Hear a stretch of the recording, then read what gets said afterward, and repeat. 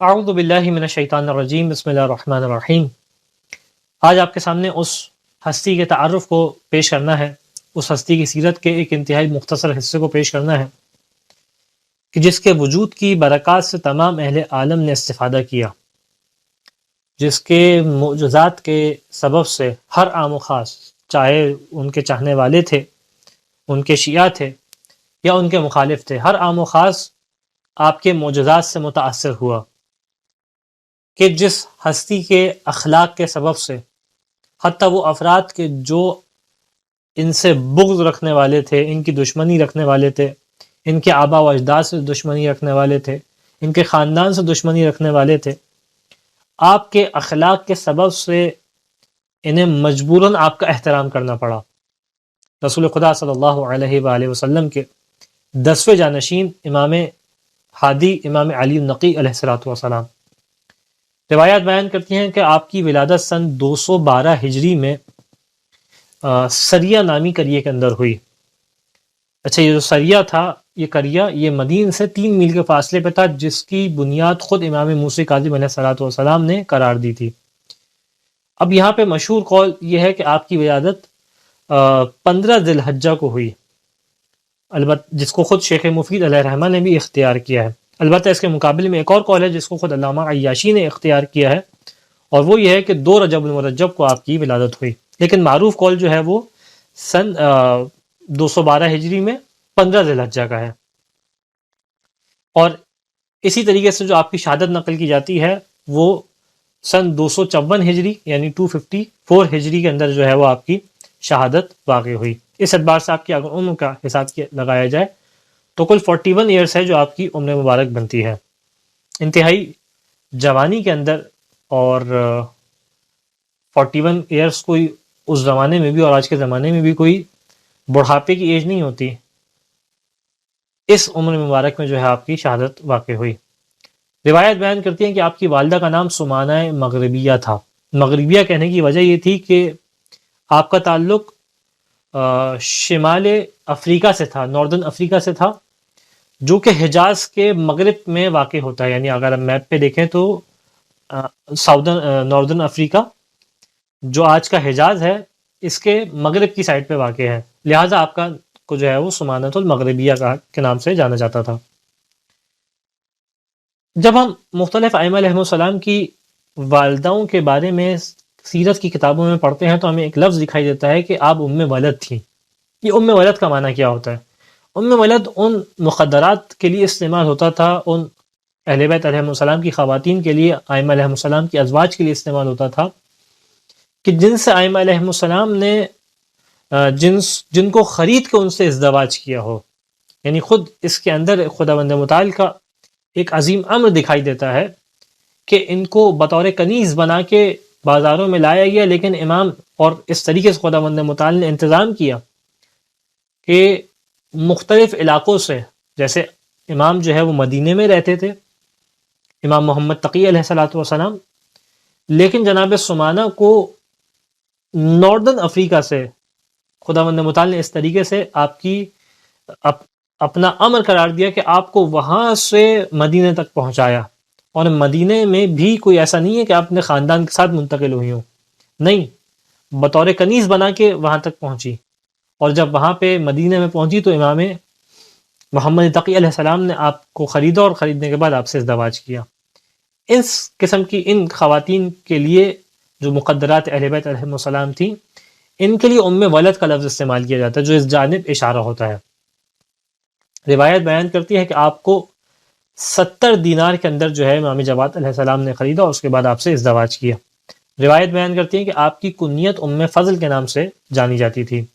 انتہائی شدید زاہدہ خاتون تھی، شدید زہد رکھنے والی، یہاں تک کہ بعض ایک روایت بیان کرتی ہیں، شیخ عباس قمی نے اس روایت کو نقل کیا ہے کہ اتنا شدید زہد اور تقوی تھا کہ پورے سال صرف ان ایام کو ہٹا کے جن میں روزہ رکھنا حرام ہے، پورے سال روزہ رکھا کرتی تھی۔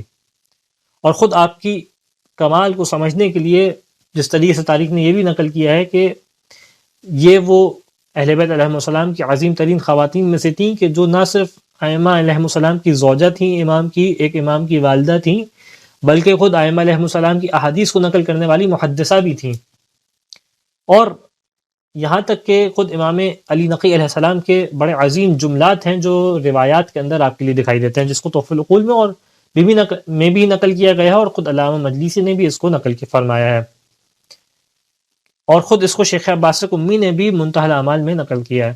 کس انداز سے کہ امام ہادی علیہ السلام بیان کرتے ہیں کہ امی عارفۃ بحقی، میری والدہ معمولی نہیں ہے۔ کون ہے یہ وہ ہیں کہ جو میرے حق کو جاننے والی ہیں، میرے حق کی معرفت رکھنے والی ہیں۔ وَهِيَ مِنْ أَهْلِ الْجَنَّةِ، یہ جنت کی خواتین میں سے ہیں، یعنی دنیا میں ہی امامت نے اس بات کا اعلان کر دیا کہ یہ وہ خاتون ہے کہ جو جنت کی خواتین میں سے ہیں۔ لا يقربها الشیطان مارد، یہ وہ ہیں کہ جن کے قریب شیطان مردود، وہ شیطان کے جو خدا کا نافرمان ہے، وہ ان کے قریب نہیں آتا، اس قدر ان کا پاکیزگی کا مقام تھا۔ ولا ينالہ قید جبار عنید، اور نہ کبھی کوئی ایسی وقت آتا کہ خداوند متعال کی جانب سے کوئی عذاب کی کیفیت ان کی جانب آئے، یعنی اس طریقے سے خدا کی اطاعت کرتی تھیں۔ وَهِيَ مَقْلُوعَةٌ بِعَيْنِ اللَّهِ الَّتِي لَا تَنَامُ وَلَا تَتَخَلَّفُ عَنْ أُمَّهَاتِ الصِّدِّقِينَ وَالصَّالِحِينَ، بلکہ یہ تو محفوظ تھی خدا کی نگاہوں کے سامنے، یعنی گویا خدا کی نگاہوں نے ان کو محفوظ رکھا ہوا تھا، ایک خدا کا خاص لطف تھا، ایک خدا کا خاص کرم تھا ان کے اوپر۔ یہ خدا کی کیسی آنکھ ہے کہ لا تنام، کہ جو کبھی سوتی نہیں ہے، اس نگاہ نے ان کو محفوظ رکھا ہوا تھا۔ اور پھر امام بیان کرتے ہیں کہ خدا کی وہ نگاہ ہے کہ جو کبھی صالحین اور صدیقین کی والداؤں سے جدا نہیں ہوتی، یعنی یہ وہ اس حفاظت کے حصار میں تھی۔ یہاں تک کہ آپ کی والدہ کے بارے میں بیان کیا جاتا ہے، تاریخ نے نقل کیا کہ آپ کی سامرہ میں انتقال ہوا، سامرہ میں آپ کی وفات ہوئی، اور وہیں پہ آپ کا مدفن ہے۔ اس کے بعد جب امام علیہ السلام کی کنیتوں اور القابات کی جانب آتے ہیں تو آپ کی معروف ترین کنیت ابو الحسن تھی، آپ کو ابو الحسن الثالث کہا جاتا تھا۔ اس کی وجہ یہ ہے کہ ہمیں ائمہ علیہم السلام میں اماموں کے اندر 4 ایسے امام ہیں جن کی کنیت ابو الحسن دکھائی دیتی ہے۔ خود ایک جانب امیر المؤمنین علیہ السلام ہے، امام موسی کاظم علیہ السلام ہے، امام رضا علیہ السلام ہے، اور خود امام علی نقی علیہ السلام۔ ان چاروں کی کنیت ابو الحسن ہے۔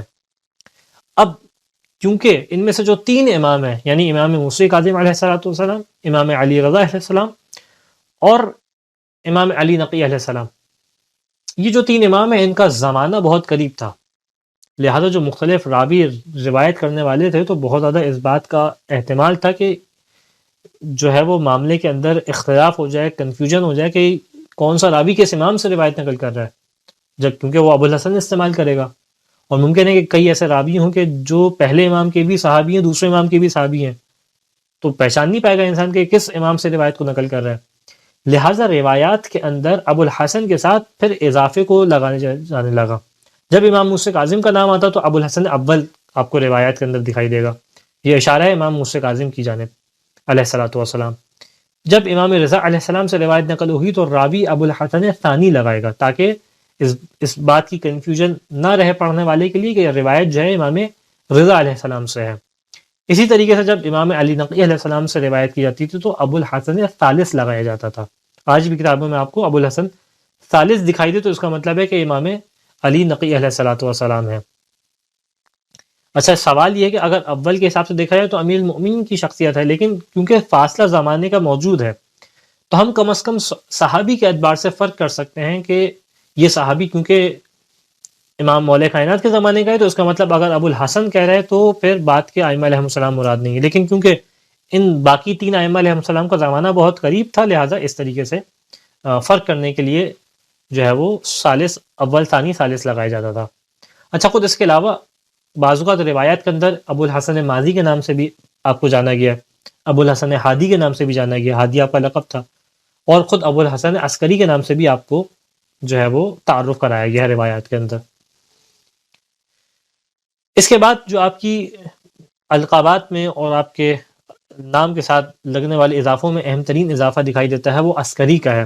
عسکری کی وجہ کیا تھی کہ امام علیہ السلام کو مدینے سے، ابھی جیسے انشاءاللہ آپ کے سامنے پیش کروں گا اس کے اسباب کو، اس کے کس طریقے سے معاملہ پیش آیا تھا کہ امام کو مدینے سے سامرہ بلایا گیا تھا۔ اچھا، اب جب مدینہ سے سامرہ بلایا گیا تھا تو سامرہ وہ مقام تھا کہ جو ایک فوجی چھاونی تھی، یہ کوئی رہائشی مقام نہیں تھا. یہاں پہ کیونکہ ترک فوجی بغداد میں جب موجود تھی تو اب فوج جب بغداد شہر کے اندر رہتی ہے تو مسائل پیدا ہوتے ہیں، اور ان کو شہری آبادی میں رہنے کی عادت نہیں تھی. لہٰذا بادشاہ نے ایک سرحد کو معین کیا اور بغداد سے کچھ فاصلے کے اوپر شہر کو تعمیر کیا، شہر کو آباد کیا، جس کا نام سامرہ تھا. یہ شہر قدیم تھا لیکن اس کو باقاعدہ آباد کیا اور بنو عباس کے دور میں، اور وہاں پہ جو ہے وہ اس شہر کو آباد کرنے کے بعد ایک فوجی چھاونی بنائی گئی تاکہ فوج کو شہر سے نکال کے اس آبادی کے اندر جو ہے آباد کیا جائے. امام علیہ السلام کو مدینے سے لے جا کے سامرہ کے اندر رکوا دیا گیا. کس خاطر؟ تاکہ امام کے اوپر شدید مراقبت کی جائے. اچھا، مراقبت کی وجہ کیا تھی؟ وجہ یہ تھی کیونکہ یہ وہ زمانہ تھا کہ روایات کے مطابق اب امام زمانہ عجل اللہ تعالی فرجہ شریف جو رسول خدا کے 12ویں جانشین ہیں ان کا زمانہ قریب تھا. تو جب ان کا زمانہ قریب تھا اس کا مطلب یہ تھا کہ اب وہ آنے والا ہے کہ جو ظلم کرنے والے کے خلاف اس کے ظلم کو ختم کر دے گا، اور وہ آنے والا ہے کہ جو ظالمین کی حکومت کو ختم کر دے گا.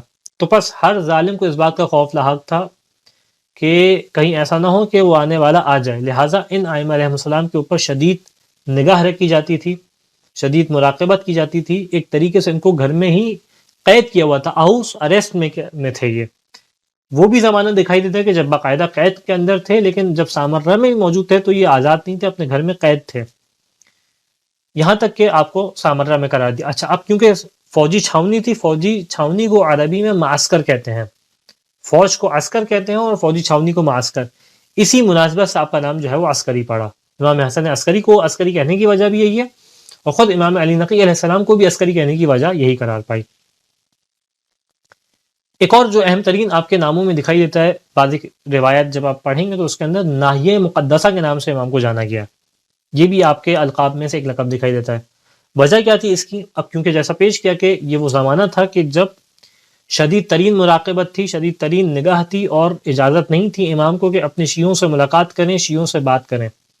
لہٰذا اس زمانے میں وکلا کا سسٹم جو ہے وہ بہت زیادہ مضبوط ہوا کہ یہ وکلا وہ ہوتے تھے جس طریقے سے آج ہم مجتہدین سے علم فقہ کے مسائل جانتے ہیں، اپنے دینی مسائل کا حل جانتے ہیں، اسی طریقے سے اس زمانے میں بھی امام کے وکلا ہوا کرتے تھے، جن وکلا کے ذریعے سے شیعہ اور امام کے چاہنے والے اپنے سوالات کے جوابات حاصل کیا کرتے تھے، اور یہی وکلا امام کی روایات کو آگے بیان کیا کرتے تھے. ان کو وکلا بھی کہا جاتا تھا، محدثین بھی کہا جاتا تھا.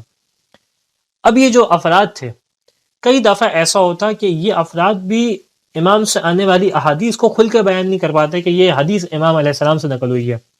خاص طور پہ امام علی نقی علیہ السلام، امام حسن عسکری علیہ السلام اور امام زمانہ علیہ السلام، ان کے جو زمانے تھے اس کے اندر یہ شدید ترین مشکل اور پریشانی تھی بادشاہ نے وقت کی جانب سے. لہٰذا ان لوگوں نے کوڈ ورڈز کو استعمال کیا تاکہ سننے والا بھی سمجھ جائے کہ جو ہم بیان کرنے جا رہے ہیں یہ امام کی روایت ہے، اور جو محفل میں حکومت کے جاسوس موجود ہیں یہ ہمیں پکڑ نہ سکیں.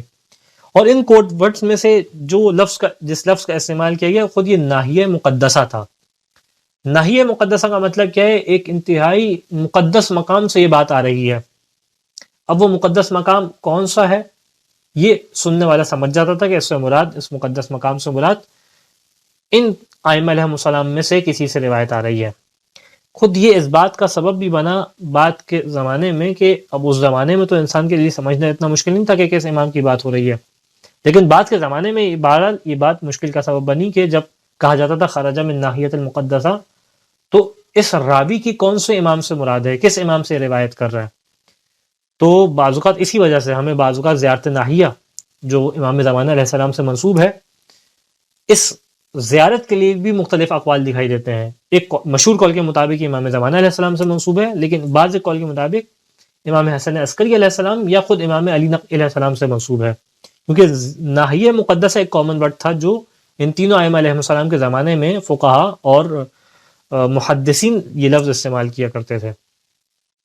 اس کے علاوہ جو آپ کے مشہور ترین اقوال ہیں، مشہور ترین القاب ہیں، اس کے اندر ہادی دکھائی دیتا ہے، ہدایت کرنے والا. نقی دکھائی دیتا ہے، نقی یعنی وہ کہ جو انتہائی صاف و خالص ہو، یہ دکھائی دیتا ہے۔ المؤتمن دکھائی دیتا ہے، یعنی وہ کہ جو امن کا سبب ہو، جو امن والے مقام پہ ہو۔ الطیب دکھائی دیتا ہے، جو انتہائی پاکیزہ ہو۔ فقیہ العسکری دکھائی دیتا ہے، کیونکہ عسکری میں سامرہ میں رہتے تھے جس کو عسکری کہا جاتا تھا، تو وہاں کے فقیہ کے اعتبار سے۔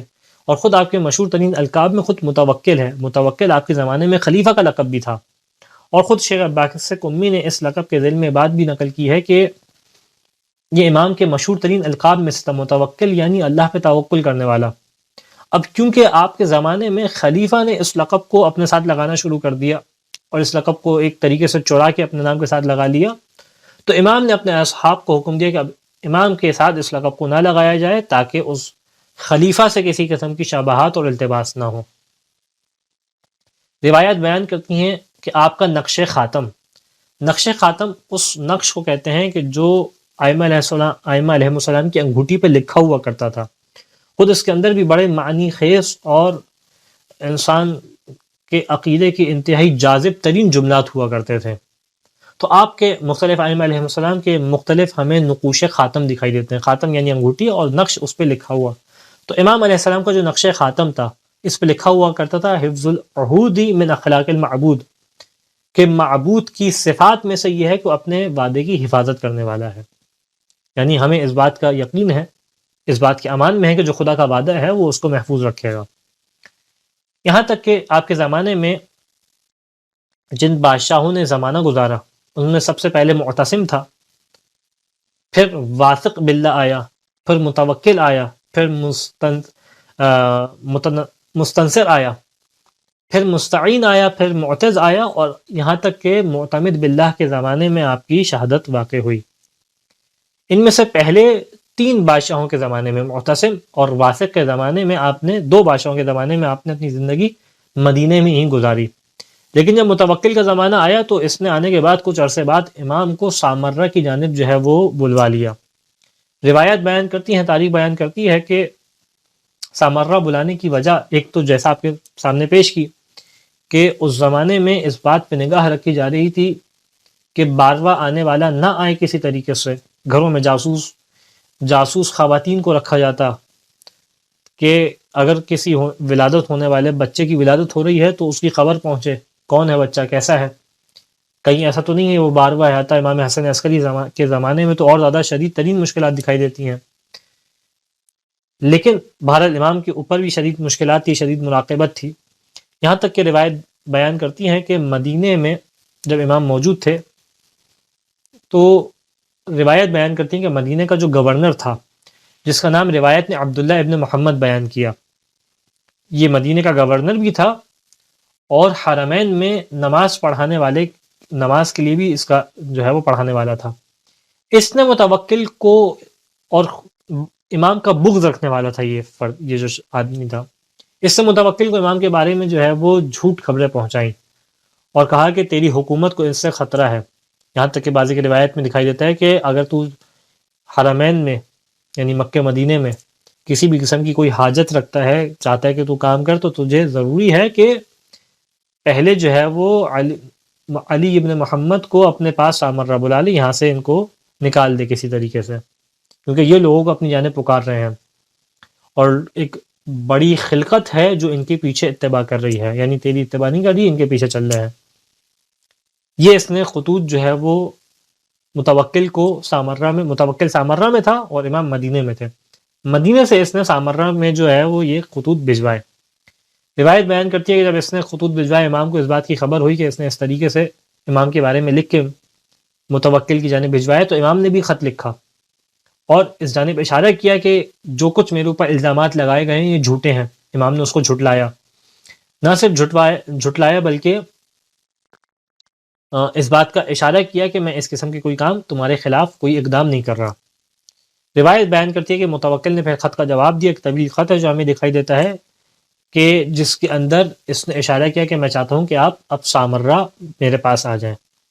روایت بیان کرتی ہے کہ جب یہ خط پہنچا تو بعض ایک روایت کے بقول 243 سن ہجری کے اندر جو ہے وہ امام نے پھر مدینے سے سامرہ کی جانب ہجرت فرمائی ہے۔ سامرہ میں امام کی ہجرت کے بعد روایت بیان کرتی ہیں کہ امام کے لیے آسان زمانہ نہیں تھا، اور متوکل انتہائی بغض اہل بیت رکھنے والا تھا.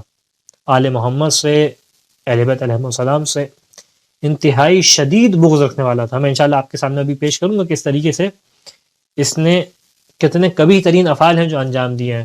یہ وہ شخص تھا متوکل کہ جس نے امام حسین علیہ السلام کی قبر کو منہدم کیا. یہ وہ شخص ہے جس نے کوشش کی کہ قبر کے اوپر دریا کے پانی کو بہایا جائے. وہ تو معجزہ ہوا کہ پانی نہیں بہا. اس نے کوشش کی کہ اس قبر کے اوپر زراعت کو کی جائے. اس سے امام حسین کی قبر کے زائرین کو آنے سے ان روک دیا. اس نے نہ صرف کربلا میں امام حسین کی قبر کو منہدم کیا بلکہ اس کے قریب جو گھر تو ان کو بھی امام کے بغض میں ان کو منہدم کر دیا. اتنا شدید بغض رکھنے والا تھا اہل بیت سے. نہ صرف یہ کہ بلکہ اس نے مدینے کے والی کو اس بات کا حکم دیا ہوا تھا کہ آل ابی طالب کے ساتھ کسی قسم کی نرمی نہ کرنا، کسی قسم کی ان کو رعایت نہ دینا. یعنی شدید ترین بغض تھا اس کو اہل بیت علیہ السلام سے. روایت بیان کرتی ہے کہ جب امام علیہ السلام سامرہ پہنچے ہیں تو دیکھیں معمولی شخصیت نہیں ہے، امام رسول خدا کے فرزند ہیں، امام وقت ہیں، لازم الاحترام ہے، واجب الاحترام ہے. لیکن جیسے ہی امام علیہ السلام سامرہ پہنچے تو بجائے کہ ان کا استقبال ہوتا، انہیں کسی مناسب جگہ پہ روکا جاتا، ایک سرائے خانے میں، ایک مسافر خانے میں امام کو رکوا دیا گیا. کس خاطر؟ تاکہ امام کی اعوذ باللہ من ذالک بے احترامی ہو. اور وہاں پہ رکوانے کے بعد اور کسی قسم کی خاص فیسلٹی آپ کو پرووائڈ نہیں کی جا رہی تھی، یہاں تک کہ ایک دن وہاں پہ رکایا گیا. تاریخ بیان کرتی ہے کہ امام کا ایک صحابی صالح ابن سعید بیان کرتا ہے کہ میں امام کی خدمت میں حاضر ہوا، اور اس دن حاضر ہوا کہ جس دن امام سامرہ میں وارد ہوئے تھے.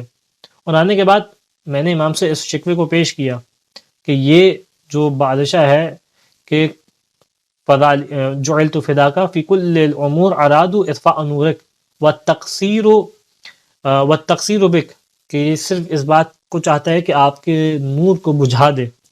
یہ صرف اس بات کا ارادہ کرتا ہے کہ آپ کے حق میں تقصیر کرے، نعوذ باللہ من ذالک آپ کی توہین کرے.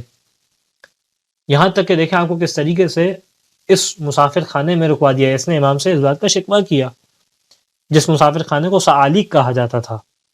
تاریخ کے اندر اس کا نام سعالیق نقل ہوا ہے. امام علیہ السلام نے اپنے ہاتھ سے اشارہ کیا. روایت بیان کرتی ہے کہ جیسے امام نے اشارہ کیا تو اب جب اس نے نگاہ کو اٹھا کے دیکھا تو کیا دیکھا کہ ایک جانب جہاں یہ انتہائی خراب مسافر خانہ ہے، لیکن امام نے معجزے سے جب اس کو دکھایا تو اس نے جنت کی نہروں کو دیکھا، اس نے ان بہترین باغات کو دیکھا، اس نے اس انتہائی خوشبو جو جنت کی تھی اس کو دیکھا، اور تمام ان نعمتوں کی جانب نگاہ کی اور انتہائی حیران ہوا. اس کے بعد امام نے وہ عظیم ترین جملہ کہا کہ حیث کنا فہذا لنا یا ابن سعید، کہ بس دیکھو اگر یہ ہے تو ہمارے لیے یہ ہے. یعنی اگر ہم دنیا کی کوئی اشارہ کر رہے ہیں امام علیہ السلام کہ اگر ہم دنیا کی ان مشکلات کو برداشت کر رہے ہیں تو ہمارے لیے خدا کا یہ اجر ہے جس کے ہم امیدوار ہیں. یہاں تک کہ تاریخ لکھتی ہے کہ سامرہ میں لیکن آپ کے لیے زندگی آسان نہیں تھی.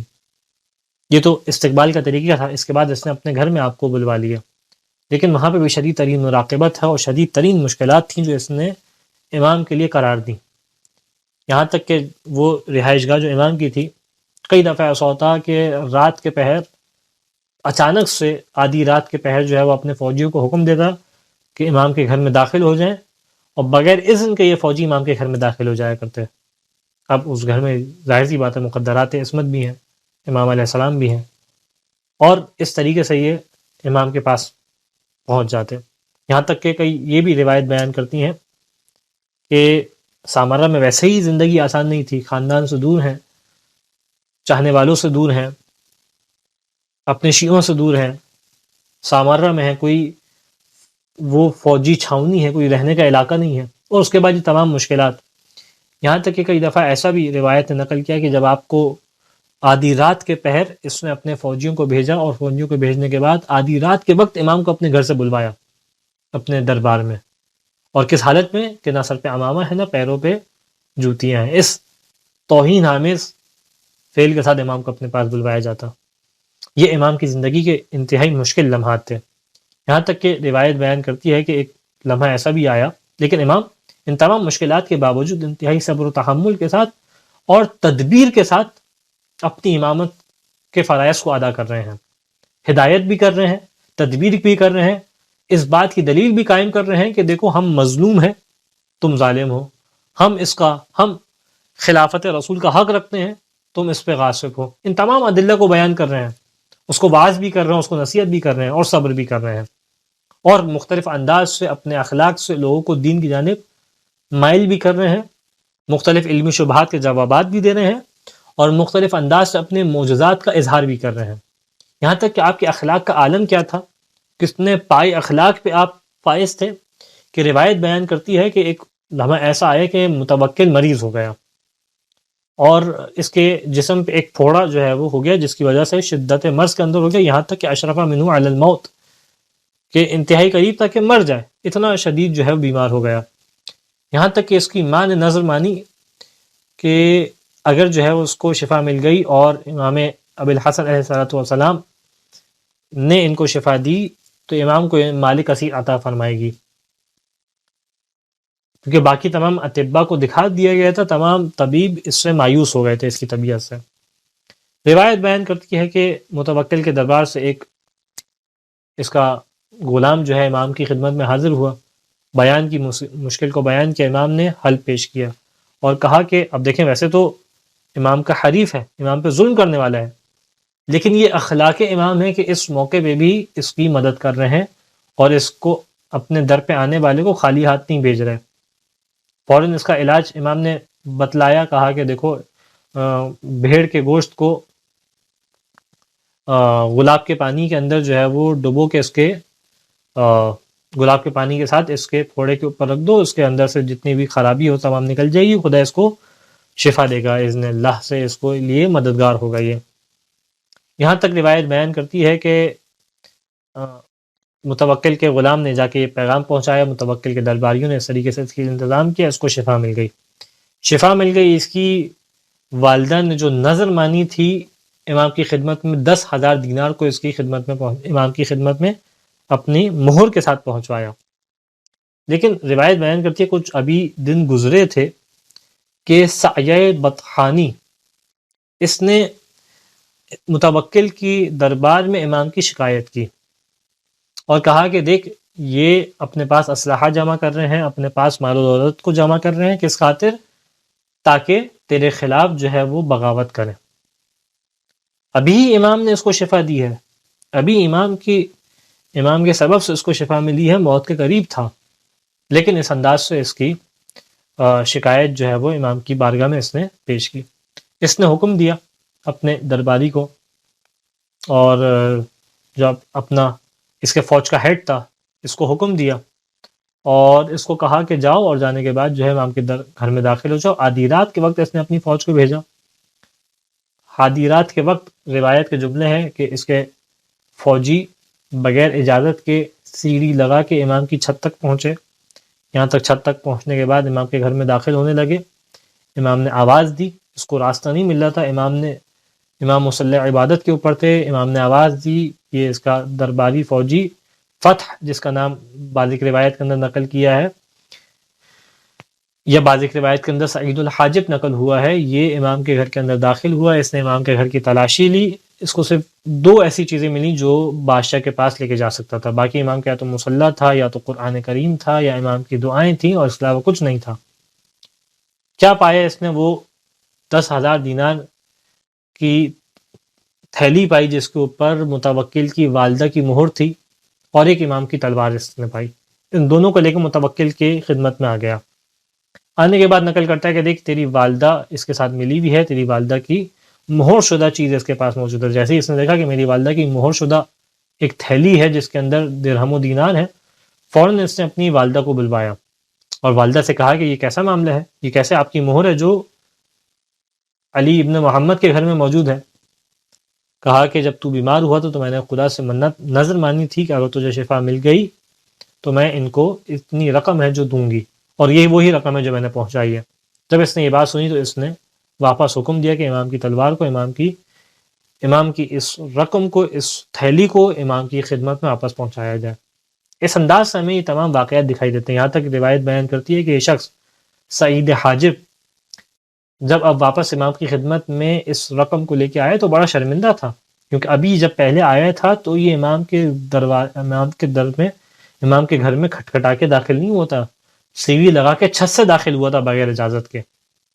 اب جب آیا تو اس کے چہرے پہ شرمندگی کے آثار تھے، اور کہا کہ یا سیدی عذ واللہ علیہ بدخول دارک بغیر اذنک ولکنی مأمور، کہ میں بڑا شرمندہ ہوں آپ کے گھر میں بغیر اجازت کے داخل ہوا تھا، لیکن مجھے حکم اس چیز کا دیا گیا تھا.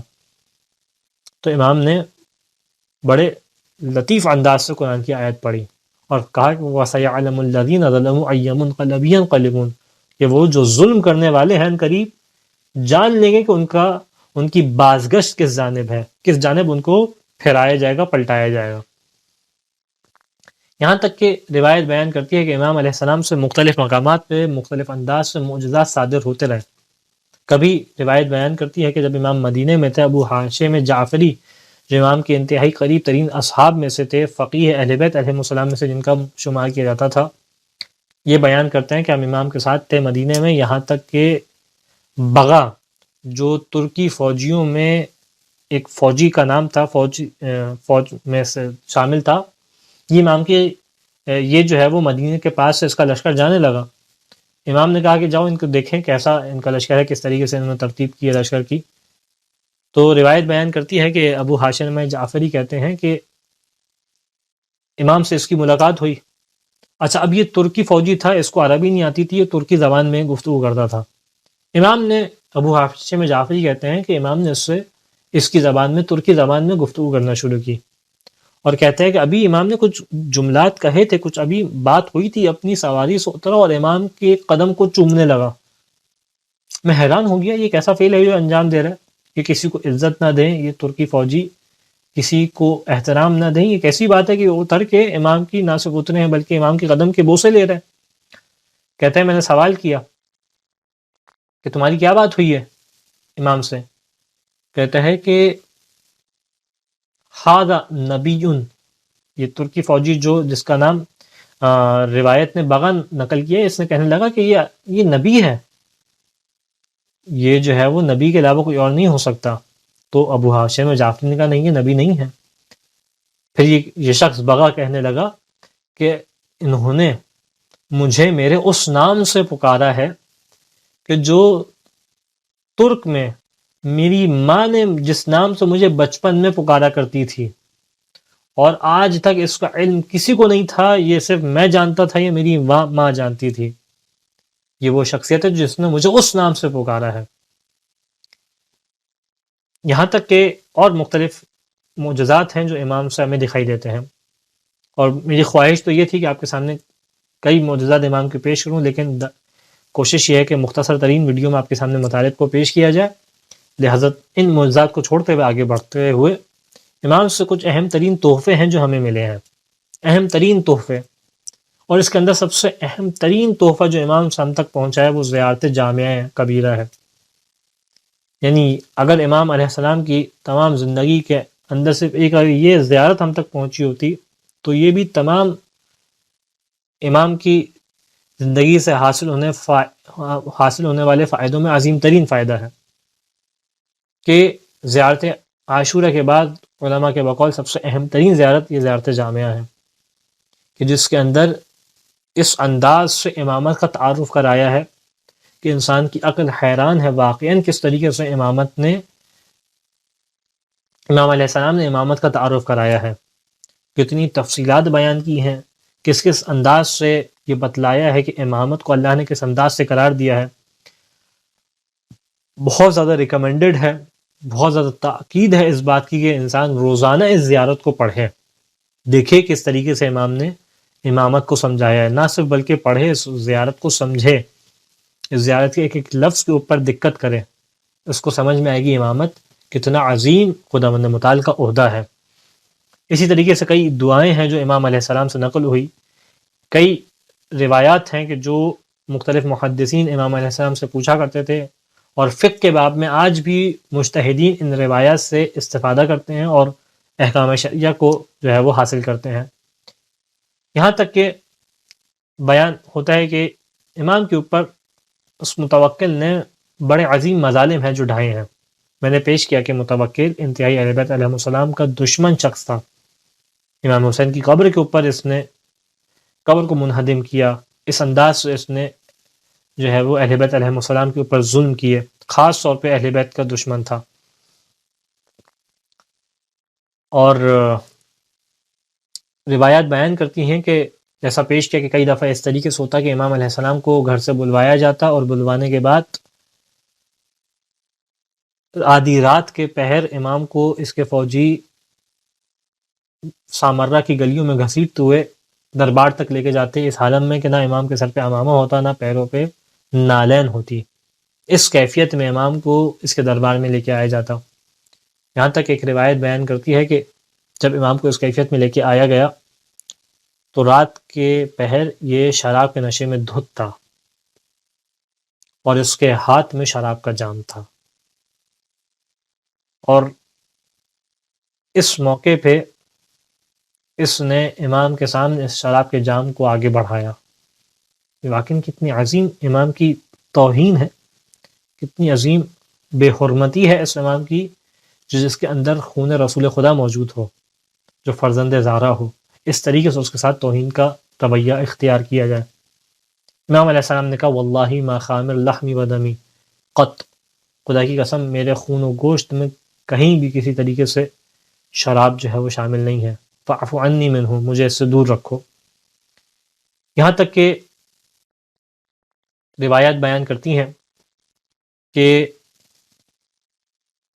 ایک دفعہ اس طریقے سے بھی واقعہ پیش آیا کہ جب امام کو دربار میں لے کے آیا جا رہا تھا, امام کو دربار میں بلوایا اس نے, تو اپنے درباریوں کو منع کر دیا کہ دربار کے پردوں کو نہ ہلانا. چاہتا تھا کہ نعوذ باللہ من ذالک امام کی اس انداز سے توہین ہو. لیکن بہرحال جس کی عزت کا حصہ خدا کے وعدے کے اندر ہو, کون اس کی عزت کے اندر کمی کر سکتا ہے. روایت بیان کرتی ہیں کہ جیسے امام دربار کے طرف آنے لگے شدید تیز ہوا چلنے لگی جس سے اس کے پردے خود جو ہے وہ اس انداز سے بلند ہوئے کہ امام داخل ہوئے. پس روایت بیان کرتی ہے کہ متوکل کا زمانہ تھا کہ جس میں امام کو اس نے قید میں بھی رکھا اور سعید حاجب جو تھا وہ زندان, سعید حاجب کی قید تھی جس کے اندر امام کو قرار دیا گیا تھا. یہاں تک کہ اس نے سعید حاجب کو حکم دیا کہ امام کو شہید کر دیا جائے, امام کو قتل کر دیا جائے. امام کا ایک چاہنے والا اس زمانے میں سامرہ میں آیا اور آنے کے بعد سعید حاجب, اس کی سے دوستی تھی, سعید حاجب کے پاس گیا تو سعید حاجب اس سے کہنے لگا کہ کیا تم اپنے خدا کی زیارت کرنا چاہتے ہو. یعنی طنز کر رہا تھا اس سعید حاجب اس صحابی کے اوپر امام کے.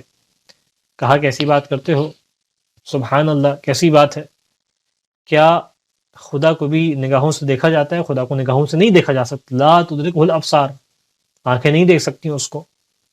پھر اس نے کہا کہ میں تمہارے امام کی جانب اشارہ کر رہا ہوں, اور کہا کہ مجھے حکم دیا گیا ہے کہ میں بس 2 دن گزریں گے میں امام کو شہید کر دوں گا, قتل کر دوں گا, اور میں یہ کام کرنے والا ہوں.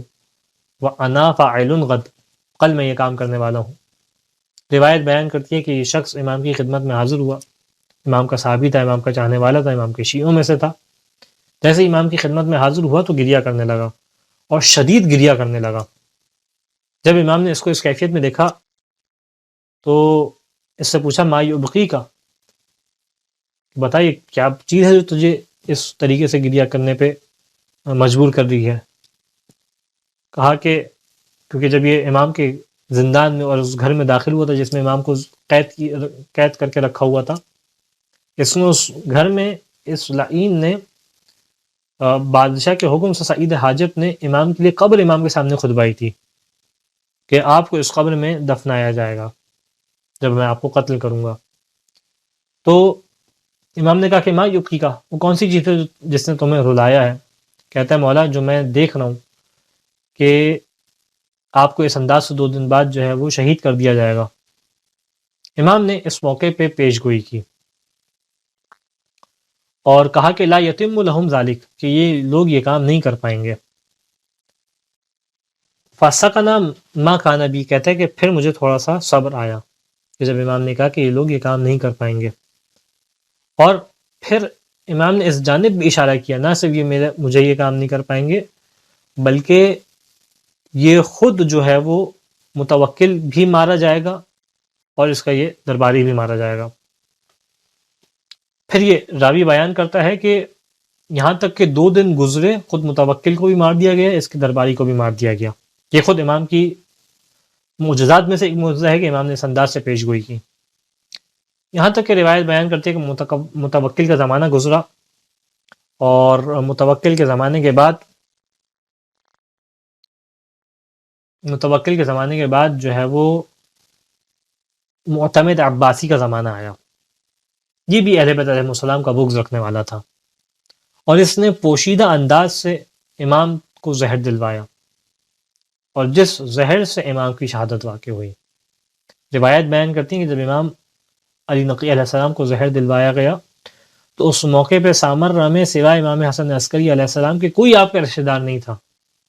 یعنی خود امام حسن عسکری علیہ السلام کی عظیم ترین مصیبت تھی کہ اس موقع پہ جب امام کو زہر دیا گیا ہے، آپ کے والد بزرگوار کو زہر دیا ہے، خاندان کا کوئی فرد آپ کے ساتھ نہیں ہے، آپ تنہا اس مصیبت کو برداشت کر رہے تھے۔ اور روایت بیان کرتے ہیں کہ امام حسن عسکری علیہ السلام شدید ترین گریے کی حالت میں تھے، شدید ترین غم کی حالت میں تھے، شدید گریہ تھا، یہاں تک کہ جب جنازے کو لے کے اپنے گھر سے باہر نکلے ہیں تو آپ کے سر پہ عمامہ نہیں تھا۔ نہ صرف سر پہ عمامہ نہیں تھا، آپ نے اپنے گریبان کو چاک کیا ہوا تھا، اور اس انداز سے شدت کے ساتھ گریہ کرتے ہوئے جا رہے تھے۔ یہ مختصر ترین امام کے زمانے کے حالات ہیں جس کو ہمیں جاننا چاہیے، ہمیں معلوم ہونا چاہیے کس انداز سے اس امام کے اوپر مشکلات گزری ہیں، اور کس انداز سے امام نے ان مشکلات کے ساتھ اس دین کو محفوظ کر کے ہم تک پہنچایا ہے۔